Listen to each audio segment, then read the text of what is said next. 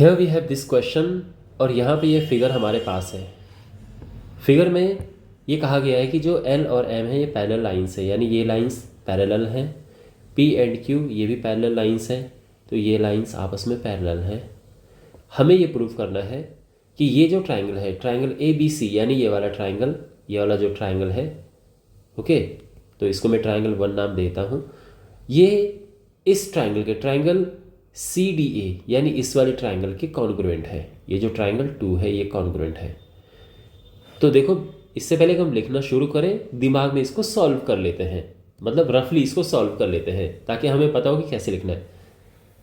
देखो, आपको ये पता होगा कि जब हमारे पास दो लाइंस, पैरेलल लाइंस होती हैं और उनको कोई लाइन जब ऐसे काटती है या इवन अगर ऐसे जाती है मिलाते हुए, तो हम इस लाइन को कहते हैं ट्रांसवर्सल लाइन।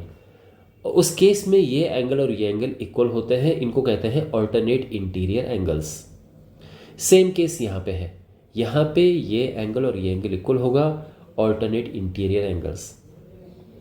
अब आप फोकस करो P एंड Q पे, यानी इस लाइन और इस लाइन पे फोकस करो, तो इनके लिए भी ये लाइन जो है वो ट्रांसवर्सल लाइन हो गई। और फिर क्या होगा, तो उस हिसाब से ये जो एंगल है ये एंगल होगा इस एंगल के, क्योंकि ये अब भी क्या होंगे, यानी देखो ये लाइन पैरेलल है, ये एक ट्रांसवर्सल लाइन इस तरह से जा रही है और यहाँ पर ये एंगल और ये एंगल है, तो ये इक्वल है। यही केस है यहाँ पे, ये ऑल्टरनेट इंटीरियर एंगल्स है।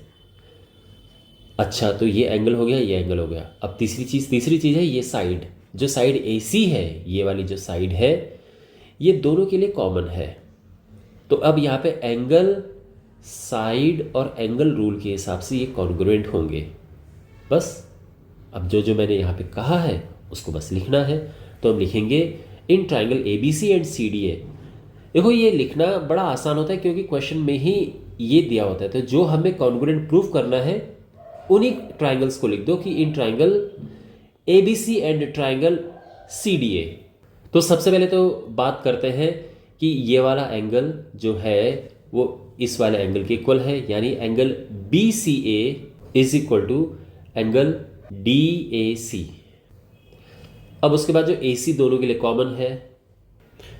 अच्छा, ये एंगल्स क्यों इक्वल है, क्योंकि क्यों इक्वल है, यानी ये वाला जो एंगल है ये इस वाले एंगल की क्यों इक्वल है, क्योंकि L और M पैरेलल है और AC यहाँ पे ट्रांसवर्सल है, ट्रांसवर्सल लाइन। और ये है किस तरह के एंगल, ये है ऑल्टरनेट इंटीरियर एंगल्स। तो ये कंप्लीट यहाँ पे रीज़न हो गया है कि क्यों ये इक्वल है। उसके बाद AC दोनों के लिए इक्वल है, ये कॉमन है। और उसके बाद अब ये वाला जो एंगल है, ये वाला एंगल ये इक्वल है इस एंगल के। क्यों, क्योंकि ये भी ऑल्टरनेट इंटीरियर एंगल्स हैं, बट इस बारी जो हमारे पास पैरेलल लाइंस है वो ये वाली है। इनके हिसाब से हम कह रहे हैं कि ये ऑल्टरनेट इंटीरियर है, ठीक है ना। कौन सा, ये वाला एंगल और ये वाला एंगल। तो यहाँ पे हम लिखेंगे angle BAC is equal to angle ये वाला और ये है DCA। Reason again alternate interior angles.